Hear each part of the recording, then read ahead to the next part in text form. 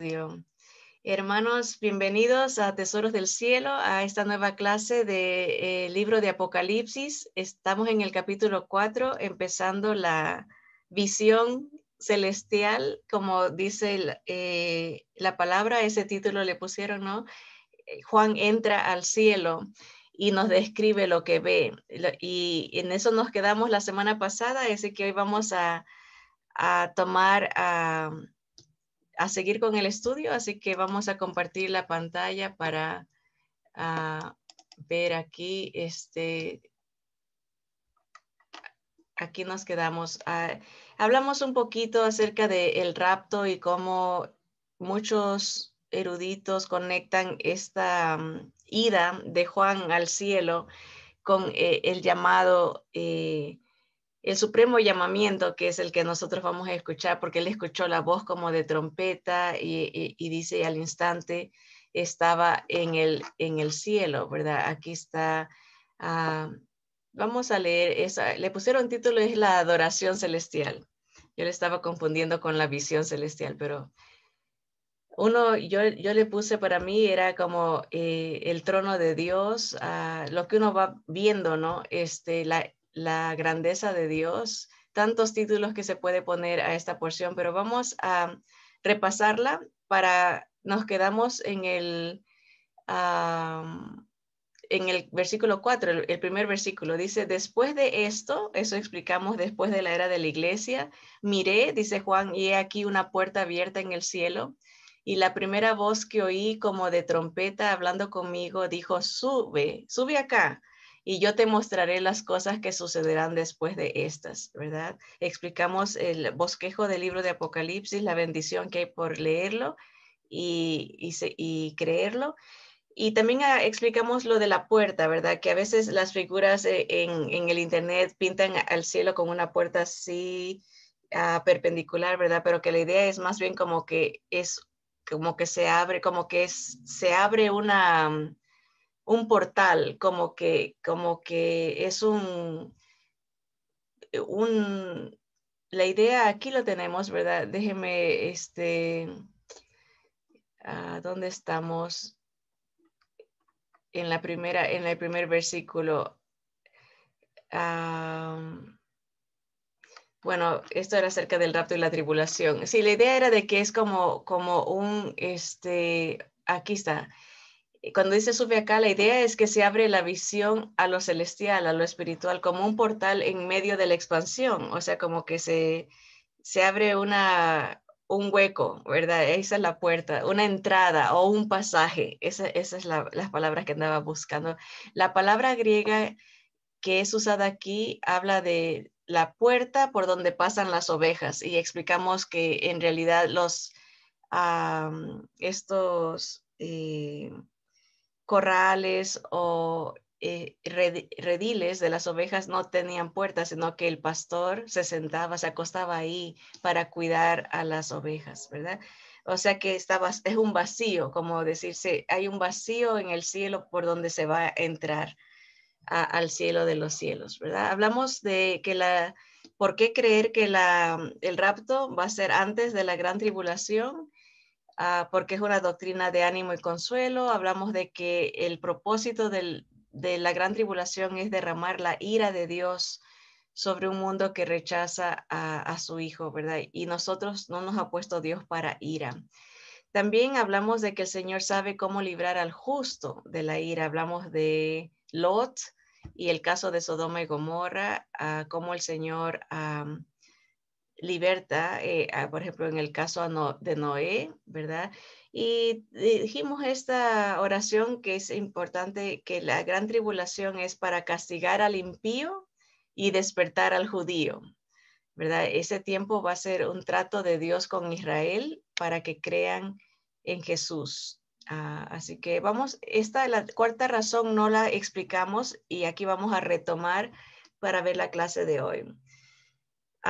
Otra razón por qué se cree que el rapto es antes de la gran tribulación, y aquí es porque Nabucodonosor usó la música para hacer que la gente se inclinara a su imagen. Esta es una proyección de lo que va a pasar con el anticristo.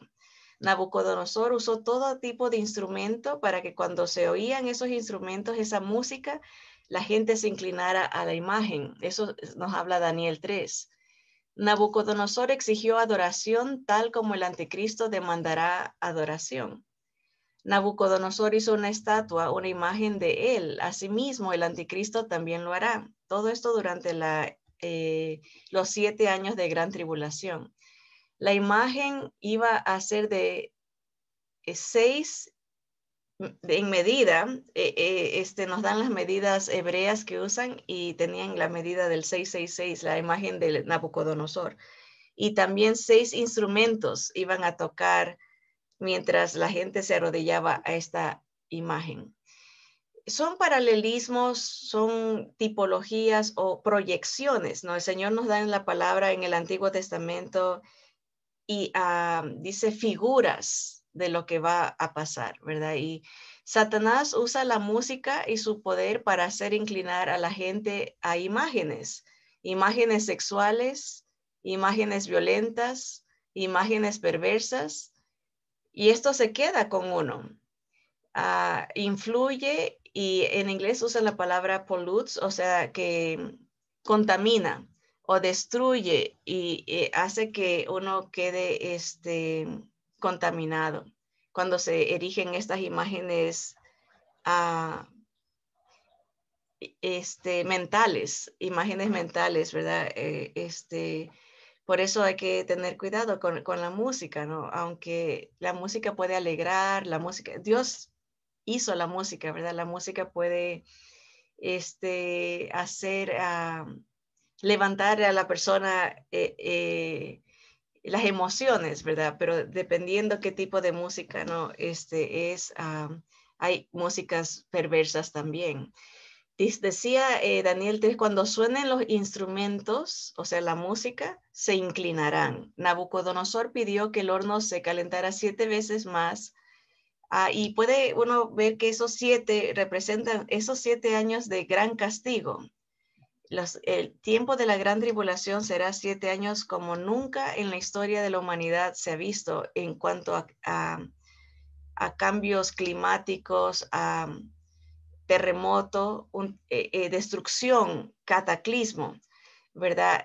Durante la era humana, ¿verdad? Y esos 7, se calentó 7 veces más el horno. En tipología puede representar los 7 años de la gran tribulación, pero Dios mismo los protegió a los judíos, a los jóvenes judíos que entraron al horno. Mesac, Sadrach y Abednego eran los nombres babilónicos que le dieron a estos jóvenes judíos. Esa analogía no es para el cristiano exactamente, pero para los hijos de Israel. ¿Dónde estaba Daniel? Es la pregunta, porque solo estaban los 3. ¿Y dónde estaba Daniel?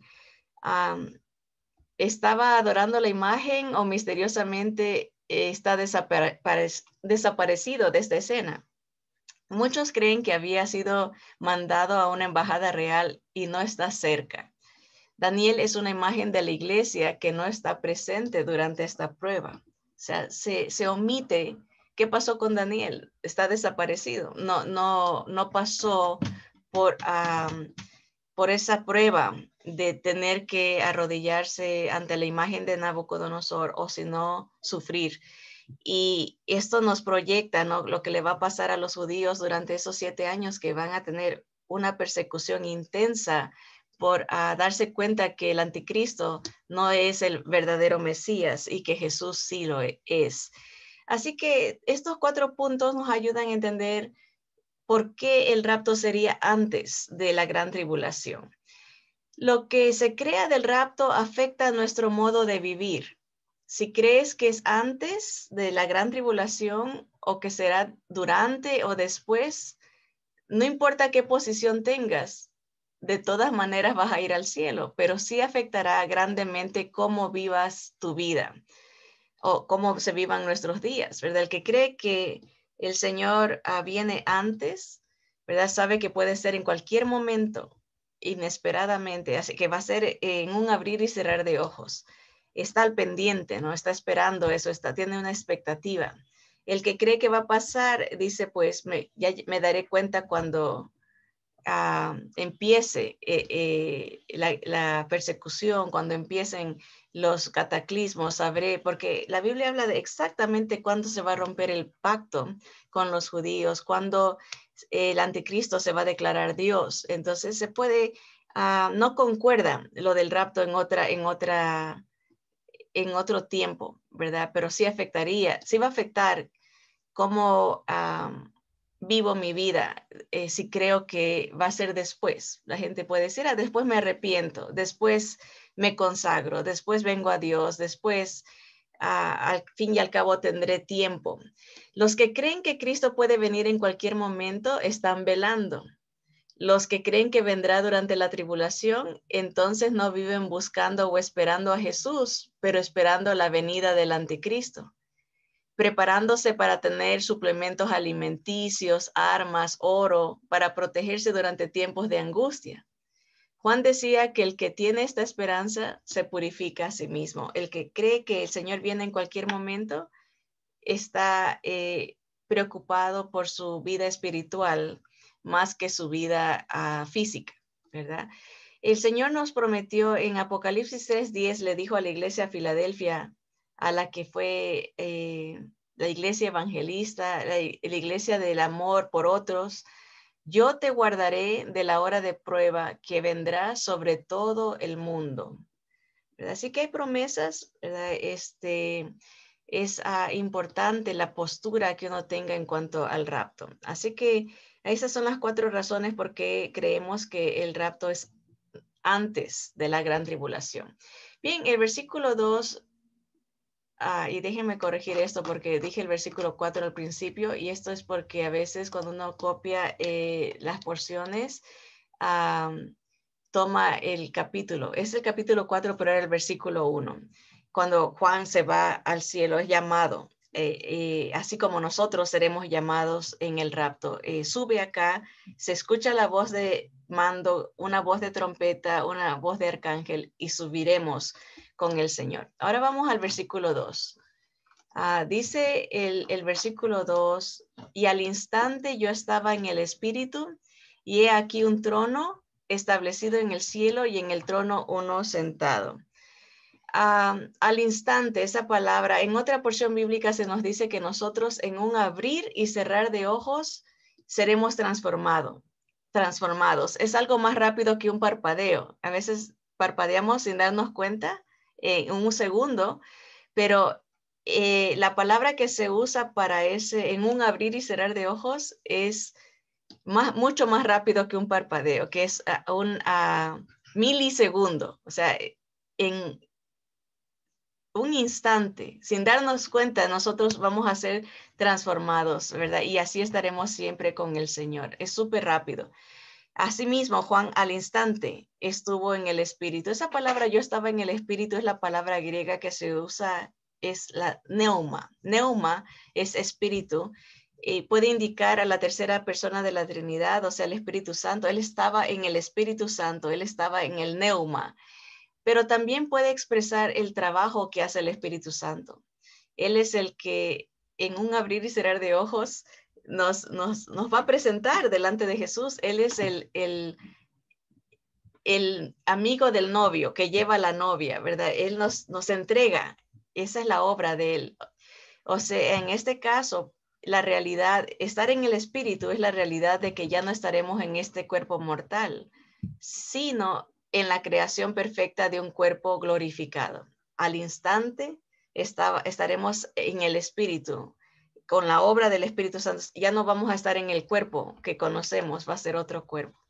Dice, y cuando él estaba en ese estado, vio un trono establecido en el cielo. Lo primero que vamos a ver, lo que nos impresionará inmediatamente apenas entremos a la presencia de lo celestial, va a ser la prominencia de un trono puesto, dice. Los paganos por lo general tenían tronos movibles para sus dioses. Esto es interesante, ¿verdad? A veces, aún en nuestros tiempos, vemos a gente que carga a lo que ellos veneran o lo mueven de un lado a otro, ¿verdad? Eso es una costumbre pagana, tener a los dioses movibles. Pero nuestro Dios es inmovible, dice que ese trono está establecido, ya está ahí, está inmovible, seguro y permanente. Y en ese trono, Juan ve a alguien sentado, ¿verdad? No nos dice el nombre, que es lo interesante. Miren lo que dice a uno sentado. Sabemos por otras porciones escriturales que Dios Padre está sentado en su trono y nuestro Señor Jesucristo está a su diestra. Eso dice la palabra del Señor, que Dios Padre está en el trono y el Señor Jesús está a su lado. Pero aquí es una referencia al Padre, porque en la lectura más adelante vamos a ver al Señor Jesús acercarse al trono, al Padre, y recibir los sellos, ¿verdad? Recibir el libro con el juicio que viene a la tierra, ¿verdad? Así que no se puede mencionar el nombre de Dios. Nadie sabe cómo pronunciarlo. El Yahweh, ¿verdad? Esa Y, W o W, H, W. Cuatro consonantes. Los traductores le han aumentado vocales, Jehová o el Yahweh, para poderlo pronunciar, pero nadie sabe cómo se pronuncia el nombre de Dios. Pero cuando entremos, vamos a ver su trono, lo vamos a ver a él y vamos a escuchar su nombre, vamos a saber cómo. Obviamente Jesús es el nombre griego de Yahshua, el nombre hebreo como Josué. Yahshua es el nombre de Jesús en el hebreo. Así que sabemos que podemos llamar a Dios con ese nombre, ¿verdad? El nombre de Yahshua, el Jesús, ¿verdad? El nombre traducido. O Jehová también, hasta que conozcamos cómo pronunciarle su nombre, ¿verdad? Así que ese es el trono, pero ¿qué acerca del aspecto del que está sentado en el trono? Dice, y el aspecto del que estaba sentado era semejante a piedra de jaspe y de cornalina. Dos piedras preciosas que no son las que se llaman así en nuestros tiempos. La primera piedra es el jaspe, que para nosotros el día de hoy sería el diamante. Era radiante, transparente o cristalino y representa la luz. Acuérdense que la palabra del Señor nos dice que Dios es luz y no hay ningunas tinieblas en él, ¿verdad? ¿Qué otra porción tenemos? Miren aquí en primera de Juan, no, la segunda piedra era roja, llamada sardina o rubí, cornalina, le dice en nuestra traducción, cornalina. Jaspe y cornalina sería diamante o rubí. Diamante y rubí. El rubí representa el amor de Dios, su sacrificio, su sangre, que fue derramada por nosotros. Otros comentaristas dicen que el rojo puede simbolizar la justicia. La palabra del Señor nos habla de esos dos atributos de Dios, pero aquí tenemos Romanos 5:8 nos dice que Dios mostró su amor para con nosotros en que siendo aún pecadores, Cristo murió por nosotros. Primera de Juan 4:8 dice, el que no ama no ha conocido a Dios porque Dios es amor. Hay pocas, por ejemplo, Dios nos dice que Dios es luz, y Dios es amor, Dios es verdad. Hay algunos atributos que se nos describen exactamente cómo es Dios. Dios dice, Dios es luz, Dios es amor, Dios es verdad. Así que esas dos piedras son importantes. Aquí me costó encontrar esta representación del pectoral del sumo sacerdote que estaba en el efod. Tiene las 12 piedras preciosas que Dios le indicó a Moisés que pusiera en el pecho del sacerdote. Éxodo 28 nos explica esto, ¿verdad? El pectoral que tenía las 12 piedras preciosas. cada una representaba a una tribu de Israel. Ahora, ¿por qué les digo que me costó trabajo? Porque el jaspe en nuestro tiempo es el diamante, pero muchas de las fotos que ponen o dibujos ponen un jaspe de nuestros tiempos, que es otro color diferente. Eso por un lado. Otros le atribuyen a Zabulón el diamante, porque en la traducción, algunas traducciones de la Biblia dice que Zabulón tenía el diamante, pero en el original lo que Zabulón tenía era un cuarzo. En inglés se dice quartz. Aquí está la foto de cómo se ve un cuarzo. A ver, déjeme ver si la puedo agrandar. El cuarzo es transparente también, pero no tiene la brillantez o el valor también de un diamante. Y esa es la piedra que era asignada para Zabulón. Entonces, me encontré con este pectoral que se apega a los colores exactos y al orden exacto, porque los judíos van de derecha a izquierda. O sea, ellos empezarían 1 aquí, 2, 3, 4 a la derecha para la izquierda. Entonces, la última piedra sería la de Benjamín, que sería el diamante. Entonces, el rubí para Rubén, que es el número 1, y el diamante para Benjamín, que es la última tribu. Así que aquí lo tenemos escrito también para que lo puedan repasar cuando tengan las notas. La piedra de Rubén era un rubí. La palabra Rubén quiere decir mirad un hijo. La última piedra, el jaspe, que es el diamante, representaba a Benjamín, que quiere decir hijo de mi diestra. O sea, el pectoral, las piedras, todo apunta a Jesús. Desde la primera piedra, miren a un hijo, mirad al hijo y al hijo de mi diestra. El Padre lo está anunciando en los colores, en los nombres, todos los simbolismos del tabernáculo está Jesús representado.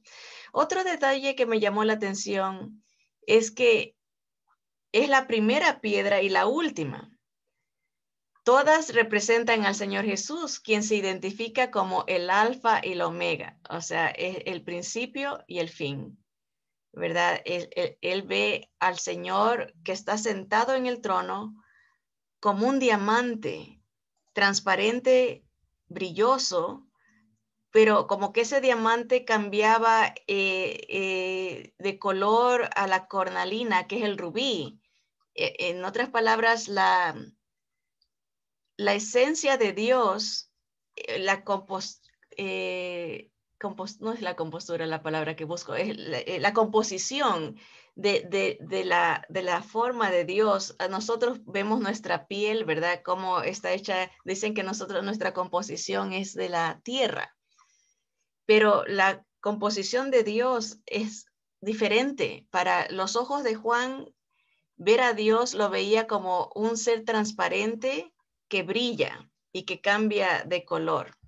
Es otra composición. La imagen a la que nosotros somos iguales al Señor es la imagen espiritual, porque tenemos espíritu, alma y cuerpo, los tres, ¿verdad? Y también esa imagen moral que Dios nos hizo eternos también. En ese sentido somos igual a Dios, porque viviremos para siempre, sea a vida o sea para muerte eterna, pero el espíritu nunca muere. Somos la única criatura, somos la única creación de Dios que tiene esta composición trina, tres, espíritu, alma y cuerpo, y también la eternidad. Ningún otra obra de Dios tiene esa imagen que es de Él, ¿verdad? Así que, pero en cuanto a composición, Dios es espíritu, ¿verdad? Pero si se dejara ver como le pasó a Juan, no se ve como nuestra composición de tierra, sino que es un ser diferente, tiene otra composición, ¿verdad? Es transparente y brilla, es luz y es asombroso el verlo, ¿verdad? Dice Juan que había alrededor del trono un arco iris, semejante en aspecto a la esmeralda. Un arco iris, la luz y el amor, ¿verdad? Acuérdense que el Señor Jesús está sentado también y el arco iris representa la gracia en este caso. ¿Por qué? La historia de Noé, el arco iris era un pacto de gracia, de protección, ¿verdad? El Señor hizo ese pacto con Noé. El Señor le prometió su misericordia. Ya no iba a pasar ya no iba a haber otro diluvio para destrucción total de la humanidad, o casi total, porque solamente 8 personas se salvaron. Ese fue el pacto de gracia, es un regalo de misericordia. Ya no va a haber ese tipo de castigo. Va a haber otro tipo de castigo, pero ya no con agua. La palabra Hebreos, el libro a los Hebreos dice que podemos acercarnos confiadamente al trono de gracia. El trono de Dios es un trono de gracia, un trono de regalo, de perdón, de misericordia. Dios no nos da lo que nos merecemos, que es juicio. En Cristo Jesús, si tenemos a Cristo, no nos da el castigo. Perdón, casi me atoro. No nos da ese castigo y también es un trono de misericordia, un trono de gracia. Miren lo que dice Hebreos 4:16. Acerquémonos pues confiadamente al trono de la gracia para alcanzar misericordia y hallar gracia para el oportuno socorro. Qué bonito, ¿no? Cuando estamos en todo momento en sí, ¿verdad? Podemos acercarnos a ese trono de misericordia, de gracia, para encontrar el la ayuda, el socorro, ¿verdad? Que necesitamos para cualquier circunstancia de nuestra vida. Dice, no es el tiempo de oración que tengamos. A veces la gente dice, tienes que orar 3 horas, de 1 de la mañana a 4, o ponte a orar de rodillas, tienes que atormentarte, ¿verdad? No es el tiempo de la oración que tengamos, no es nuestro don profético, no es nuestra disciplina espiritual o nuestro estudio, nuestra disciplina, nuestro servicio, lo que nos da la entrada. Como que si Dios reclamara que se tiene que hacer cierto sufrimiento para poder tener acceso a su trono. No, es la gracia de Dios. Dios dice que Él no comparte su gloria con nadie. O sea, entramos por gracia en Cristo Jesús. Por eso dice que debemos de orar en su nombre. En el nombre de Jesús podemos entrar al trono que vio Juan. Es ese trono cubierto con un arco iris en aspecto como esmeralda, verde. Un arco iris que anuncia la gracia de Dios. Juan ya estaba en el Espíritu, ¿verdad? Pero recibe una mayor gracia para ver los misterios del reino de Dios. Desde el principio del libro, él dice que él cayó como muerto, estaba en el Espíritu cuando vio al Señor Jesús. Pero aquí vuelve a hacer ese énfasis, ¿verdad? Que estaba en el Espíritu, ¿verdad? En un estado especial, un estado, una obra que estaba haciendo el Espíritu Santo para él, para que él pueda ver y alcanzar esta gracia del trono, ver los misterios de Dios. Bien, vamos a llegar hasta aquí, hasta el versículo 4.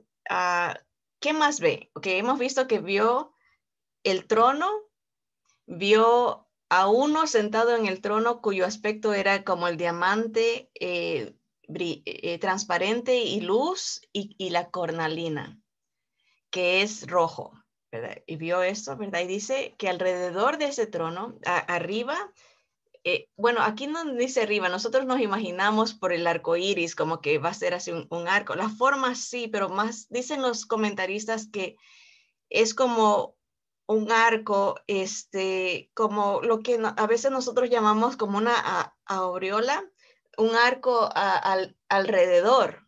No es de arriba para abajo, sino que es alrededor del trono, como que hay este resplandor verde, como que hay un resplandor verde, y él lo describe como un arco, pero no como el arco los colores del arco iris, sino más bien la redondez alrededor del trono de Dios. Ahora, también alrededor del trono, no arriba, ¿verdad? Pero no arriba del trono, alrededor del trono, ve a 24 tronos y ve sentados en los tronos a 24 ancianos vestidos de ropas blancas con coronas de oro en sus cabezas. Hay algunas interpretaciones de quiénes serán estos 24 ancianos que están sentados en estos 24 tronos y están vestidos de ropas blancas con coronas. Una de las teorías más populares es de que son 24, ¿verdad? Entonces hay 12 discípulos y 12 representantes de la tribu de Israel.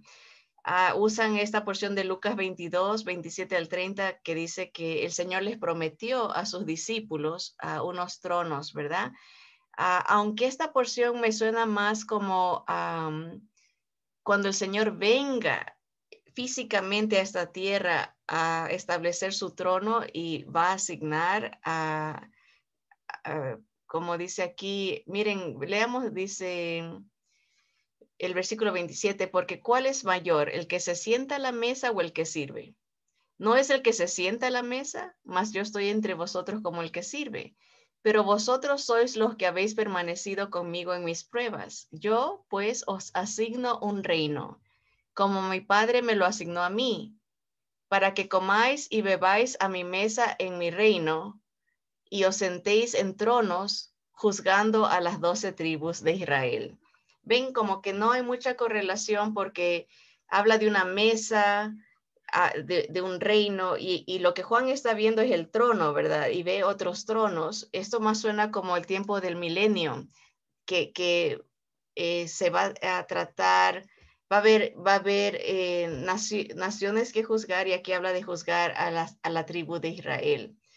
Bueno, esa ha sido una de las creencias más populares, de que son los discípulos o los apóstoles y Israel. Ahora, Éxodo 19:7 nos habla de que Moisés empezó a llamar a los líderes de cada tribu, llamaba a ancianos.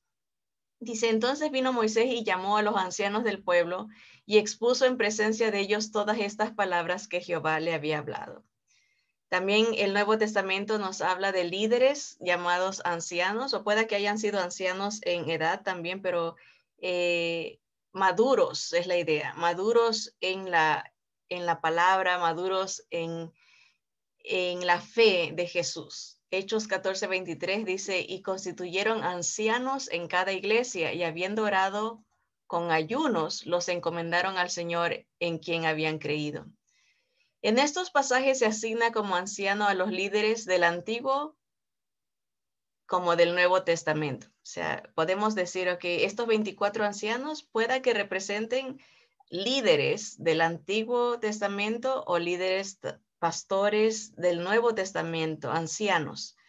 Están representados los dos pactos. Eso dicen algunos comentaristas. Ahora, un fiel seguidor de Jesús llamado Hipólito, unos le llaman San Hipólito, dice que él creía que los 24 ancianos eran los profetas mayores y los menores, o sea, los profetas del Antiguo Testamento, que los conocemos como mayores y menores, no porque sean en importancia, sino en porte, digamos, de volumen del libro. Hay libros largos como Isaías, Jeremías, Ezequiel.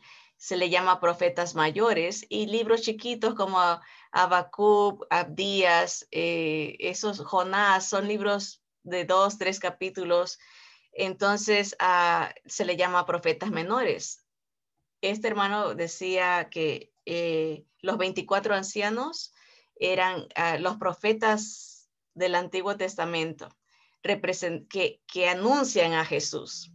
Me gusta mucho la interpretación de él, que todo apunta a Jesús. Los profetas anunciaron al Cordero que va a ser presentado en los próximos capítulos. Así que estamos viendo el anuncio, ¿verdad? Es como los representantes. Bueno, también los apóstoles anunciaron a Jesús. Del Antiguo Testamento, los ancianos de las tribus, no estoy tan segura de eso. Tal vez más me inclino a pensar que son los profetas del Antiguo Testamento.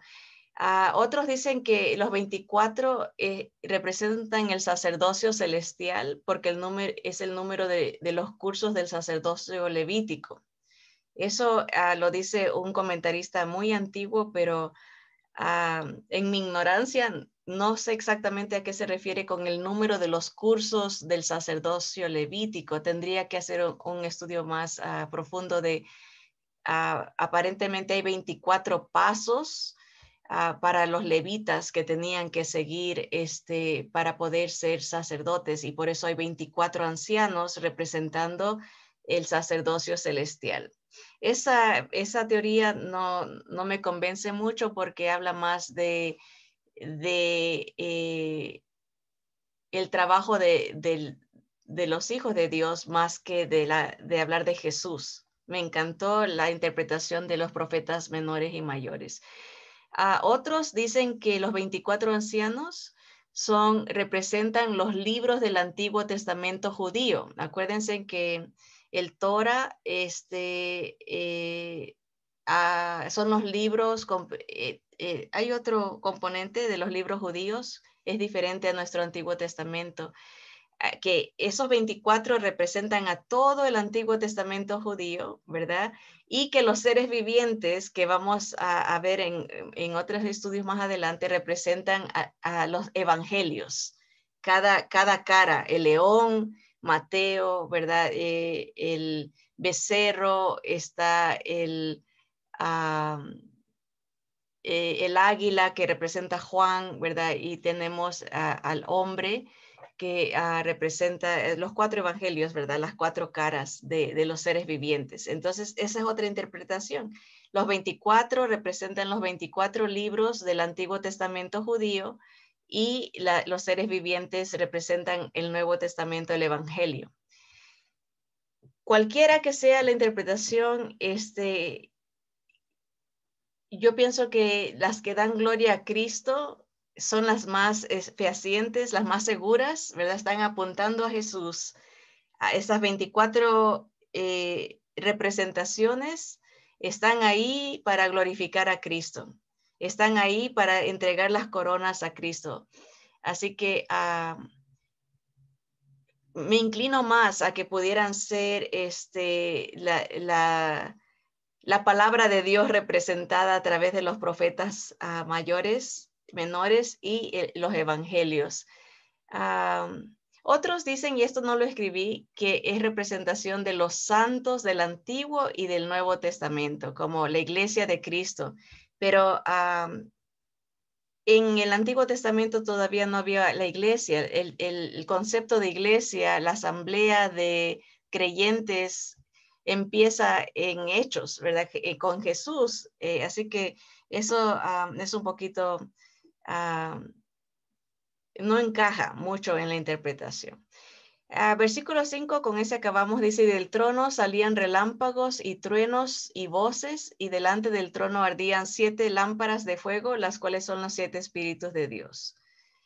Esta misma manifestación, cada vez que Dios se presenta, como en el Sinaí, se escuchan truenos, relámpagos y sonidos de trompetas, como que hay un anuncio del poder, de la majestad, de la grandeza, de la autoridad de Dios. Cada vez que alguien está cerca de su presencia puede observar estos fenómenos, ¿verdad? Así que Eso lo pueden leer en Éxodo 19:16.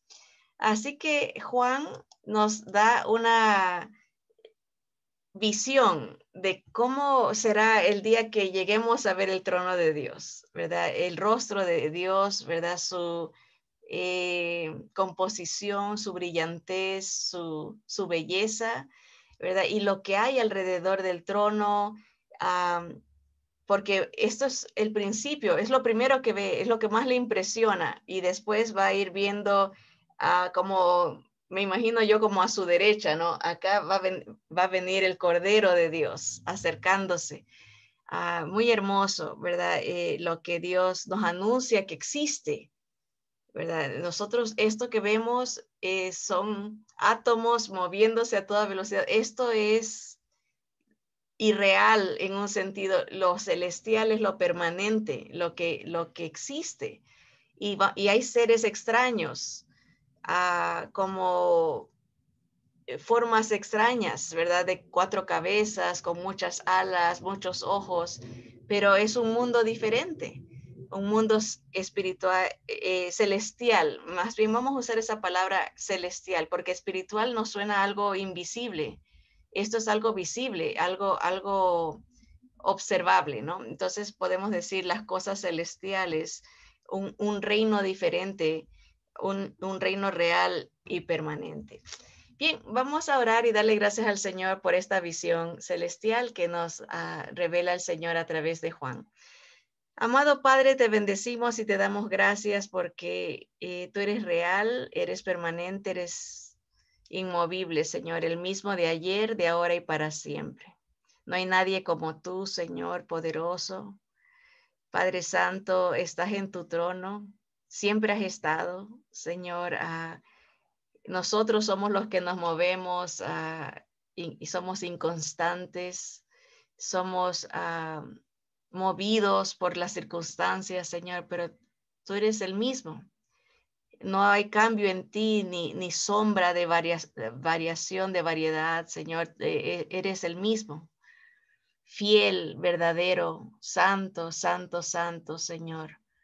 Padre, gracias porque podemos a través de tu palabra como abrir un poquito la puerta de tu trono, de tu presencia y admirarte, Señor, bendecirte porque tú triunfas, Señor, y en ti triunfamos nosotros también, Señor.